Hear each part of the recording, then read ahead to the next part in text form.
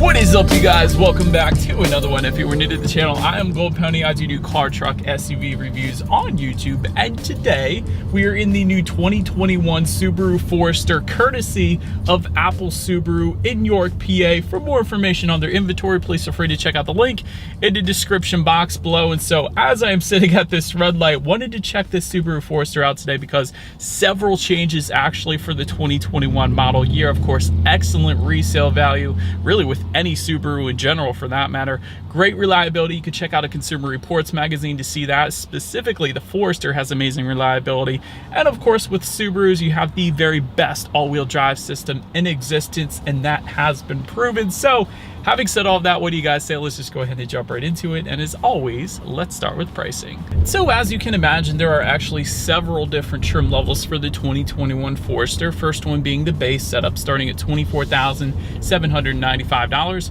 Premium for $27,795. Sport for $29,395. Limited for $31,395. And lastly, the Touring, starting at $34,895. But I will say, regardless of trim level that you go with, power plant on the Forester is going to be the same. Powering this beast is going to be a 2.5 liter direct injected horizontally opposed Subaru Boxer engine, putting out 182 horsepower at 5,800 RPM, 176 pound-feet of torque, available at 4,400 RPM. Power sent to all four wheels, of course, through a Lineartronic CVT with paddle shifters. Actually, if you go with the sport trim level and up, that's how you're going to get them, and we will be testing those out in a little bit here. But do want to also mention, with that sport trim level and up though, you also will get a 7-speed manual mode for the CVT if you were to go with those specific trim levels. So that's kind of interesting. So we'll give that a shot, of course, as well. So like I said, we will be giving that a shot. I'll let you know how that manual mode actually feels. But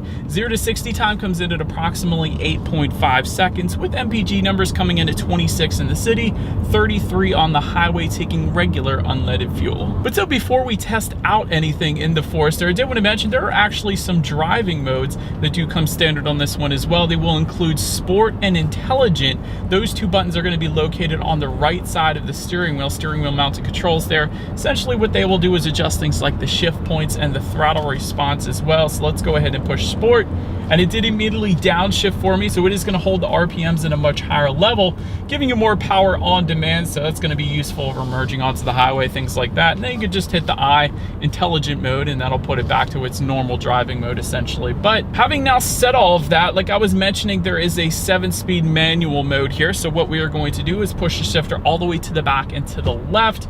That is going to give me that manual mode. Right now it is telling me I am in that 7th gear, so it is going to display the gears within the digital portion of the gauge is right in front of you there. So having said all that, let's just go ahead and find a straightaway here, and let's test out the paddle shifters. Keep in mind, this is a CVT, or continuously variable transmission, so there's not really gears to shift through, but we are going to see how well it actually simulates that shifting in the end. So let's go ahead and give it a shot. Here we go. Didn't shift. Nice. Huh. That's kind of good. It really simulates a regular automatic transmission quite well. Like, it was winding out the RPMs and it did not shift for me. So it really is a true manual mode. That's pretty cool. I like the Subaru did that, giving the driver a little more control. So I like it. Anyways, let's go ahead and do a quick little acceleration test here. I think I found my spot in 3, 2, 1. Yeah. Well, there's that CVT. It's not bad. It's definitely not the quickest thing in the world. If you want quick, go with the Subaru WRX or something like that, but it's all right. It's just all right. We'll say that. I wouldn't have minded if the Subaru Forester came with maybe a turbocharged engine, perhaps, maybe with a nice little hood scoop feeding air into the top mount intercooler. Something like that would be pretty freaking sweet on a Forester. But nonetheless, because you have this engine, you are going to get better fuel economy and of course better reliability than a turbocharged engine as well. But not the quickest thing in the world. But anyways, to go along with that acceleration test, as always, braking is equally important. And so up front, you will find 11.6-inch ventilated front discs. In the back, 11.2-inch solid rear discs. And actually for the sport trim level and up, that gets bumped up a little bit to 12.4-inch ventilated front discs, so almost a full inch larger in the front. when you go with that sport trim level and up, at least. In the back, still 11.2 inch solid rear discs for those trims. But all in all, when it comes to the 60-0 stopping distance, that's gonna come in at 129 feet for the Forester. But that's with the regular brake setup. If you were to go with that upsized brake setup, it actually then comes in at 118 feet, which is very respectable for that one. Tiguan comes in at 131, Honda HR-V comes in at 116, so it's kind of right in the middle of the pack, unless you go with that larger brake setup with the sport trim level and up, and then you really get some very good braking, and I will attest to that. Absolutely no issues with the braking feel in my short test drive today whatsoever, so I'm definitely a fan there. Touching on suspension and handling, up front you're going to get an independent strut type front suspension with the stabilizer bar. In the back, double wishbone type rear suspension, once again with the stabilizer bar. But perhaps what impressed me the most right off the bat, I could instantly tell with the Forester, is the steering feel. It's wonderful. It's absolutely wonderful. It's definitely on the weightier side of things, so therefore it instantly points you in the direction that you want to go. Typically with SUVs, you're going to find a lot of loosey-goosey steering feels, which definitely isn't my favorite. So with the Forester, it almost feels more along the lines of a sports car. So the steering feel is absolutely wonderful on the Forester, I will say that. When it comes to ride quality, it's pretty much as expected. I mean, we got a lot of road imperfections in PA, so I've been hitting a lot of them, but it's as expected. It's certainly not the smoothest ride, but it's not the worst either. So it's pretty much on par for the course, I guess you could say. Then touching on cabin noise, that's perfectly fine as well. I get a little bit of engine noise when you really hit the gas, but other than that, the Forester is actually pretty well insulated. I will say that. I was at highway speeds for quite a bit and not a whole lot of exterior wind noise coming into the cabin. Again, it's just that engine noise when you really hit the gas. That's not necessarily a bad thing in my opinion. I actually enjoy that. But touching on visibility, this is really where the Forester really shines. Absolutely amazing visibility. Of course, that's due to its shape being a little more boxier in nature, but you can see wonderfully out the back. So when it comes to visibility, the Forester is certainly on point. But that about rounds out the performance segment of this review, guys. Let's now go ahead and take a look at the exterior of this brand new 2021 Subaru Forester. All right, so here she is, you guys, the new 2021 Subaru Forester. This is the limited trim, by the way, finished in crystal black silica for anybody who is curious. But let's go ahead and start up front now of the Forester. I wanted to mention ground clearance because Subaru tends to do this pretty well. 8.7 inches of ground clearance up front there. That's definitely more than most other competitors in its class. Typically that comes in at around 8 inches, but Subaru Forester puts it at around 8.7, so that's definitely pretty nice. LED steering responsive headlights is now newly standard for the 2021 Forester. It's one of the new things this year. Essentially what that means is when you're going around a bend at night, those headlights will swivel based on your steering angle, better help illuminating what is around that bend, so you're less likely to hit a deer or really anything else. LED fog lights coming with the premium trim level and up. LED daytime running lights coming with all trims, of course.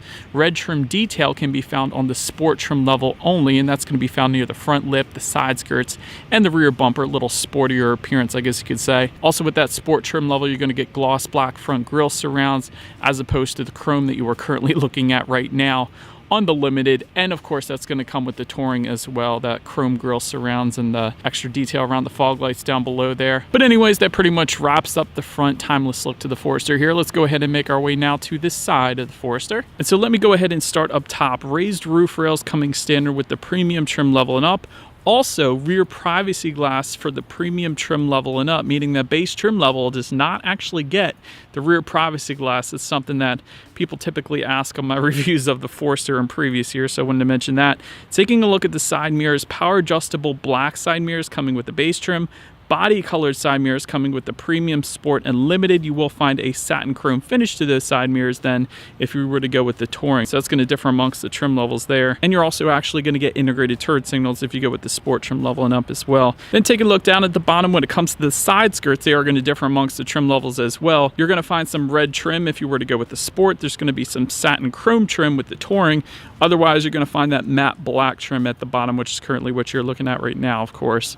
And taking a look at the wheel setup, 17-inch steel wheels with covers coming with the base trim, 17 by 7-inch aluminum alloys with the premium, and 18 by 7-inch alloys if you were to go with the sport, limited, or touring like you were looking at right now. But now, let's go ahead and make our way to the back of this one. And so now, since we are round back, you will find a shark fin antenna up top there. Just below that, rear spoiler with an integrated brake light for all trims. Just below that, rear window wiper, C-shaped LED taillights coming standard across the board. Gotta love that, a little better illumination at night there. And then just below it all, you are going to find a single exhaust outlet finished with a chrome tip. Definitely looks good back there, actually.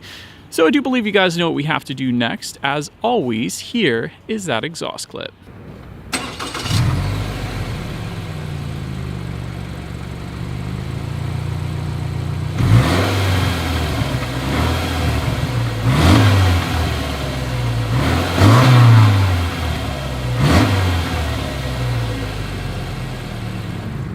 So, but now, since we are around back of the Forester, when it comes to opening that rear liftgate, it is going to be a power liftgate only if you go with the limited, touring, or it's going to be optional on the premium and the sport, but you will get a manual liftgate that is going to be the standard setup again, unless you go with the limited or the touring there. Once opened up, cargo capacity comes in at 28.9 cubic feet. If that was not enough space, of course, the rear seats do fold down. There is a 60-40 split, bumping that up to 70.9 cubic feet. And it was relatively easy to fold those rear seats down. There's actually a little knob found on the corners on the top portion of those rear seats. You just lift up on that and then push the seats down. That's pretty easy there. But also found in that cargo area, actually, I wanted to mention grocery bag hooks. There's also cargo tie-down anchors back there. You will also get in-floor storage on every single trim level. That doesn't always come standard on SUVs, so I did want to mention that. Removable cargo area tray coming with the sport trim level and up. And you will also find a cargo area rear gate light for the sport trim level and up as well back there. So overall, pretty much everything you could possibly want in a cargo area of a vehicle. So anyways, making our way now to the rear legroom. That comes in at 39.4 inches. So for reference, I'm an even 6 feet tall. This is how much space I had back there. Did want to also mention those rear seats. If you go with the premium trim level and up, at least, they are reclining, meaning if you wanted to lay back a little bit, they do recline backwards, or you can move them up a little bit as well if you wanted to. Heated rear seats actually come with the touring trim level. I wanted to mention that if you wanted to spoil your rear passengers a little bit. Fold down rear armrests with cup holders coming with the premium trim level and up. You will actually get dual rear USB charging ports for the sport trim level and up. And I did want to also mention you will get front seat back map pockets. There's kind of two different sections to them as well. You almost never see that, so it's a cool little design feature. I like that Subaru added that. But now let's go ahead now and make our way to the front seats. They are manually adjustable cloth seats with the base trim level, power adjustable front seats for the premium trim level and up. You will find heated front seats again for the premium trim level and up, and that button's located just behind the shifter, by the way. Sport cloth with orange stitching for the sport trim level. Leather seating then is going to come with the limited and touring, and it is a perforated leather, by the way, as well. Wanted to mention that. Overall, very comfortable seats. Definitely didn't have any issues in my short test drive today, so I do like the seats in the Forester here. Then take a look at the steering wheel. It is tilt and telescoping. It is leather wrapped for the premium trim level and up, and it will be heated if you were to go with the touring. And by the way, that heated feature is an option on the limited trim level that we have today. It's actually located on the right side of the steering wheel, but we do have that option. So it is pretty cool that it's heated, especially on cold days in Pennsylvania. Unlike today, but it's going to get cold. I know it is. But anyways, let's now go ahead and make our way to the startup. Let me first start by showing you guys the key here. You do essentially have all of your buttons on one side of the key: lock, unlock, and the button to pop the rear hatch. And by the way, the unlock button is going to be the Subaru logo located in the middle of the key there, in case anybody was curious. But it is all going to be a push button start if you were to go with the premium trim level and up. So we do have that today. So all I'm going to do here, simply put my foot on the brake and press that engine start button located just by the driver's right knee. And so, but then upon startup, those gauges will do a full sweep. Tachometer is on your left, speedometer is on your right, and there is a small digital display front and center, giving you basic information like how many miles you have left until you hit empty, your average miles per gallon at any given time, what driving mode you're in, and like I was saying earlier, what gear you were in if you were to choose to put it in that manual mode here on the Forester. But essentially, it is a pretty basic gauge setup. I think it probably would have been cool to add a full digital gauge gauge cluster and maybe the upper trim levels of the Forester, but it gets the job done either way. But taking a look at overall interior quality, panoramic power moonroof coming with the premium trim level and up. This I love. You almost never find a panoramic power moonroof on that many trim levels of a vehicle. So the fact that Subaru puts it on the premium trim level and up, of course, that's pretty darn cool because you usually don't find that. So I wanted to mention that. Overhead LED map lights coming standard on all trim levels. That's pretty nice as opposed to the halogens. You will also have an overhead sunglass holder up here as well. Dual zone climate control is going to come with the limited and touring trim levels only. Home-like controls is going to be optional on all trim levels. It doesn't come standard on any particular trim level though. Just in front of the shifter, you're going to have an auxiliary port, 2 USB charging ports, and a 12-volt power outlet.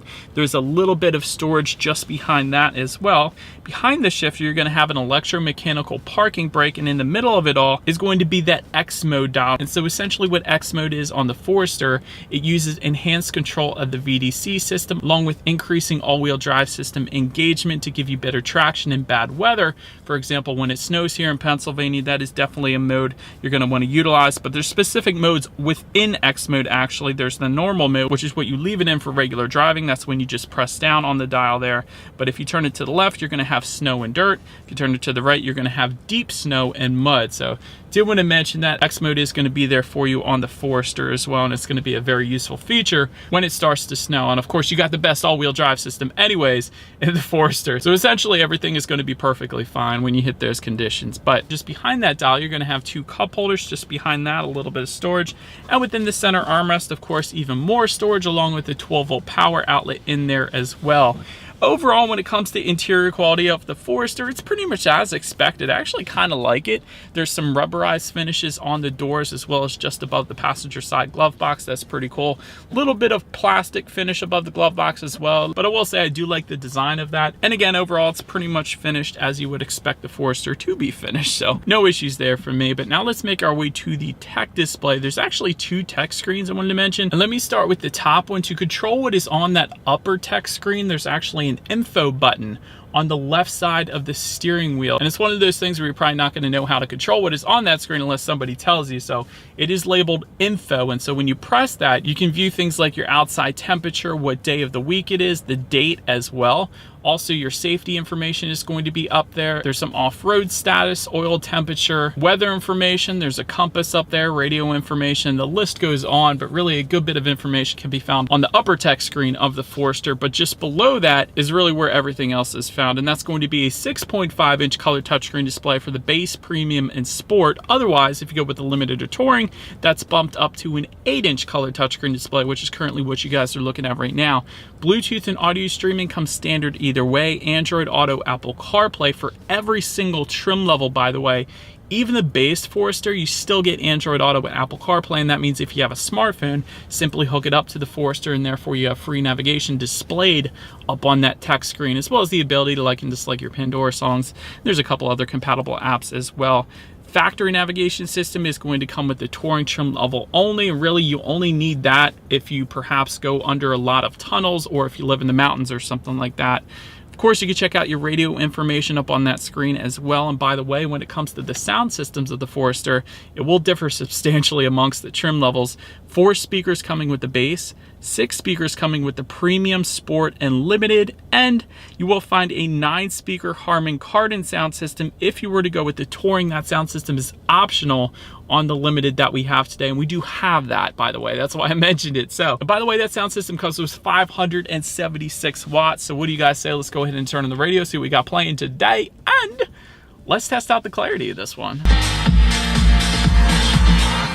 Definitely a ton of bass with a Harman Kardon sound system, I will say that. And conveniently, it was very easy to adjust the amount of bass, the mid-range speakers and all that. There's actually a sound button located just below the radio settings there. It was very easy to find, so I was able to actually turn up that bass a little bit and make it even better. So loved it. It was that simple to adjust that as well. But sound system is great if you were to go with the Harman Kardon, I will say that. So definitely pretty nice. But the last thing I wanted to mention to you guys on that tech display is when you do put the Forester in reverse, of course, you will find a rear view camera coming standard for all trim levels across the board, letting you know who or what is behind you, which is always is going to lead us into safety. And so first, starting with safety, I wanted to mention the Forester is an IIHS Top Safety Pick Plus, which is, by the way, the very highest designation given by IIHS. So that's always pretty much the best start you could possibly get. Front side curtain airbags do come standard, driver's knee airbag as well. In the back, you're going to have latch, aka lower anchors and tethers for children for the rear car seats. Rear child door locks back there, tire pressure monitoring system.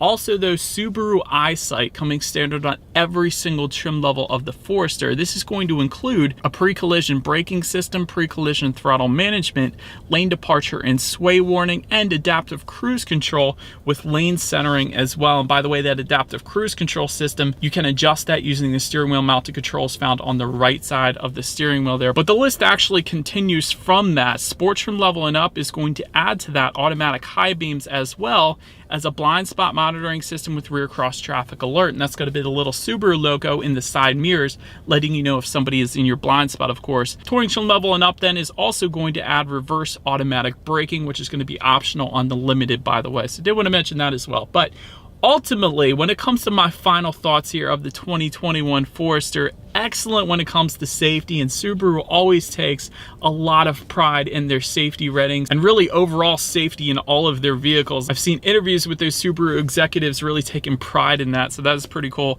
Love the addition of the adaptive LED headlights across the board. That's super nice, especially at night. Best all-wheel drive system in existence, of course. Really good steering feel on this one as well. That is one thing that really surprised me when I started driving this. So that's pretty cool. Of course, you have excellent resale value. It's pretty much a Subaru thing as well.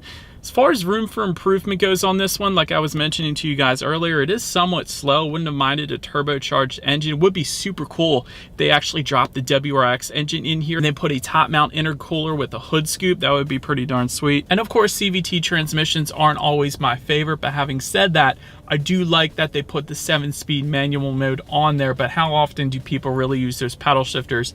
Anyway, so I don't know how often it's going to be used, but I do like that it is there. And of course, you can use that for engine braking in the snow as well if you wanted to. But that is about it for this one, you guys. Thank you so much for watching. Feel free to follow me on social media at the bottom of the screen there if you like. Be sure to hit the subscribe and the bell notification button if you're into new car reviews. That is what we do here on this channel after all.